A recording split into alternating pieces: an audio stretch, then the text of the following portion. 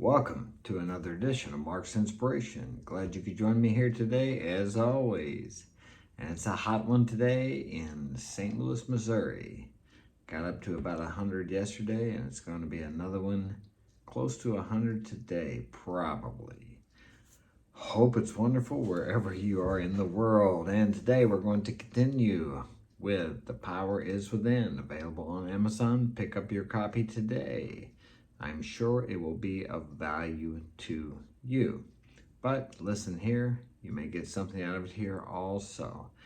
But the thing about a book, and I like regular books with pages, although I do read a lot on my Kindle reader on my phone because it's convenient when I travel, although I haven't traveled much lately. But I like it. I can mark things down, underline things, and go back and read those later on. Things that resonate with me. So we will continue on location 471 of The Power Is Within. But before we begin, smash that like button and subscribe. And welcome to my new subscribers. Thanks for joining us. Okay. But who do I even ask, Mark? You've made references to multiple gods and forces. Which do you believe? Here we're talking about asking a power greater than yourself to help you. It could be your higher self, the universe, divinity, nature, whatever you believe. There are many powers greater than yourself. The government is a power greater than yourself. Many people ask the government to help them, here in the U.S. anyway, and the government does help them. So whatever your conception of a power greater than yourself is, the sun, the moon, stars, start somewhere, and you will be led to what you need to believe in or what works for you.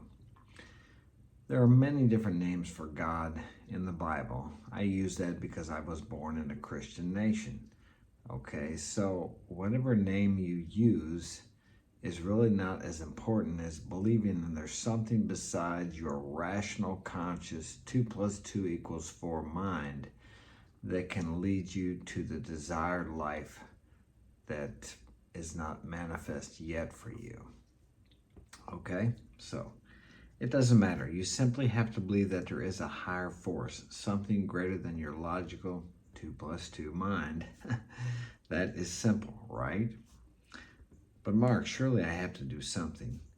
Don't you see why that won't work? If you try to pay for something or do something to remove something that happened to you, you are focusing on the thing that you want removed. What you focus on receives the power. It's like getting ready to hit a golf ball and thinking, please don't slice.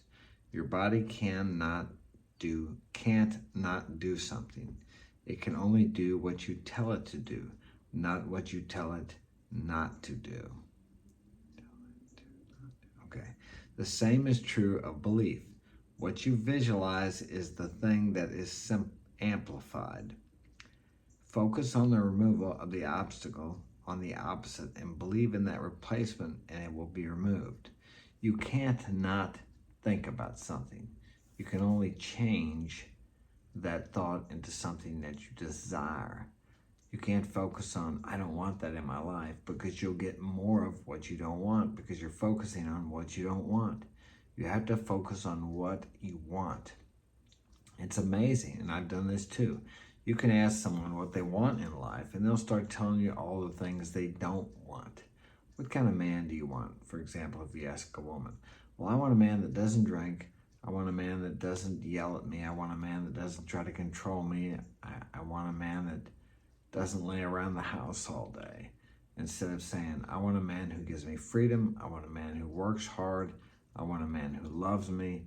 I want a man who is sober, free of drugs or alcohol. You need to focus on what you desire. Think about what you desire because that is what will be brought into your life. But the news and the media all focuses on what you don't want because that draws in viewers. It's like you're driving down the road and there's a bad car accident. People have to stop and look at it or slow down so they can see something. Do you really want to see something that terrible? look on YouTube. My kids are always, hey, Dad, look at this. I'm like, I don't want to see it. I don't want to bring those things into my experience. Now, just because you look at it once doesn't mean it's going to be brought into your life. But if you continue to look at these things and they evoke an emotion within you, this emotional charge over a period of time, repeated, will eventually bring damaging or injurious things into your life. It may not be a terrible car accident or a death, but it will bring those things to pass in your experience. Because whatever you focus on, whatever you dominantly think about with emotion will be drawn into your life. Okay, that amplifies it. Focus on doing something and you amplify the need for doing something. Thus, the severity of the obstacle that amplifies it. We tend to think we have to work at things for them to come to fruition, but this is false. Now, I'm not saying don't take any action. I'm talking about intuitive action. Hard work will not bring you success. Well, I can't say it won't bring you any success, but many people who are very successful don't work that hard. Or what they do is joy for them. It's not considered work. They don't have to go to work. They get to go to work. Work has a bad rap. That only applies to what is already physical or physical skills you intend to gain or improve upon. When dealing with the connection between the physical and the spiritual, it is in the lack of work that we see the biggest gains. Do less, achieve more. That's a Chinese proverb somewhere. I'm not sure where it's at. Lao Tzu, maybe? Okay. Much like planting a seed and watching it grow, we must simply ask for the removal of the obstacles that hold us back and watch through belief our life become unburdened. The key here is the ability to change your focus. Simply make the request, then start thinking about the benefits of a life unburdened. Go about your activities and watch your new life slowly reveal itself to you. Now that is painting a perfect picture, and nothing in life ever comes exactly the way it looks like on the box. You will have setbacks. You will fall back into your old ways of thinking, just as you did when you were young and you fell off that bicycle. You just have to get back on and try again. You didn't give up as a child when you failed because you had every reason to believe you would eventually succeed. After all, your older sibling, parent, or friend had already been pedaling up and down the street. Now I'm that person already pedaling before you. Take my example as proof that all it takes is diligence and patience. Then get back up and try again. The quicker you do, the quicker you will see results. Persistence is all powerful. Perseverance. That stems from your belief that it is possible. As I said in the book, you're walking today because you didn't give up. You've seen everybody else could walk. Okay, look at all the things that have been done in the world since you've been born that people said were impossible. If you're, I don't know what your age is, but when I was younger, the idea of looking at a little square box, we wouldn't have known it was a phone, and talking to somebody on the other side of the world within seconds was Buck Rogers stuff. Maybe you're too young for Buck Rogers, but anyway, he was a futuristic fantasy character, and he flew around on a rocket ship, and they had watches where they could talk to people and see them, and just all kinds of sci-fi stuff, we called it.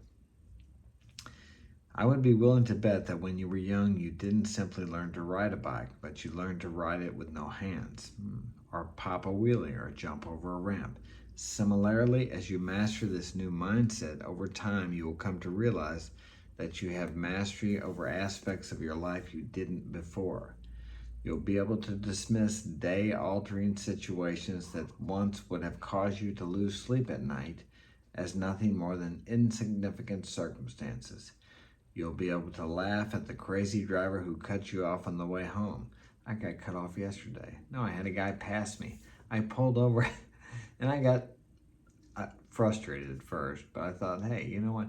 I pulled over because there was an ambulance coming up behind us, and this guy passes me, and I'm thinking, what the hell are you doing? But then I thought maybe he had his radio going. He didn't hear the sirens coming or see the ambulance, and he thought I was pulling off the side of the road. So I have to realize that I may have done the same thing. So that way we can, it's always if we can try to put ourselves in another person's shoes, even the crazy driver. Because someone who cuts you off, more than likely, they don't want to have an accident. They probably don't even know they cut you off. Yes, maybe they were negligent, or maybe they were just experiencing that blind space. You know, you can look over your shoulder and look in the mirror, and there's a little space there. If there's a car there, you can't see that car. So we need to remember that. We have probably cut people off in our lives and not even known it. Okay. The troll, you can laugh at the troll on social media, will no longer hold the keys to your mood. You'll simply smile and wish them well. You'll no longer allow what happens in your days to control you. Rather, you'll control what happens in your days. You will be the sovereign king of your inner world. And that's really the only place you have any domination or control over, is within you. And when you can learn to control your inner world, then your outer world takes care of itself. Everything that happens to you is a manifestation of your dominant thinking patterns. The problem is most people create by default. They don't think about what they're thinking about. They never connect their thinking with what is happening in their outer world. It's just that simple, it really is. Now, controlling that inner thinking can be very difficult, especially if something happens like you have an illness in your family or you have some bad report from a doctor. I'm not sure about you, but my immediate thought is the worst case scenario, okay? So, but fortunately for you and me, it's not the thought, it's the dominating thinking pattern that brings these things into our life. Resentments, angers, hates, frustrations, festering over a long period of time will bring on illnesses, disease, bad health, sluggishness. These things will poison your system the same as if you drank carbolic acid. Well, that's a little quicker. But let's say you were drinking something that was maybe alcohol, a lot of alcohol every day. That alcohol actually is a poison. And if you drink enough of it, it will kill you. I've known people that die from alcoholism, and maybe you have too. These things poison us the same as if our thoughts will poison us. They will poison us also if we continue to think poisonous thoughts, resentments, angers, as I said, these things, and you may feel justified in this, but it doesn't matter. I mean, you have a right to drink carbolic acid, but it's not going to kill anybody but you. And these resentments are the same thing. They destroy no one but yourself. They don't hurt the other person. 9 times out of 10, he doesn't even know you're angry with him. And even if he knows, he doesn't care. So try to eliminate these things. And I've struggled with them as much as anyone. Sometimes I have to continue to say, I bless so-and-so over and over again because they pop into my head and I think of what I feel like they wronged me with or what they have done to me in the past. And there's nothing I can do about it. I have to wish them well, because by wishing them well, I am wishing myself well. Whatever you wish or believe about or want to happen to someone else will return to you if they don't accept it. Now, they accept it on a subconscious level. It's not like they know exactly what you're thinking about them, unless, of course, you tell them, which happens sometimes. But we don't want to think anything about someone else that we wouldn't want to happen to ourselves.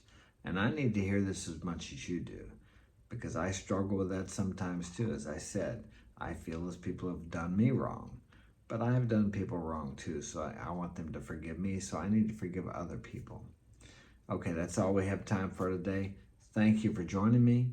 I hope this has been of value to you. Share it with a friend, and I will see you tomorrow.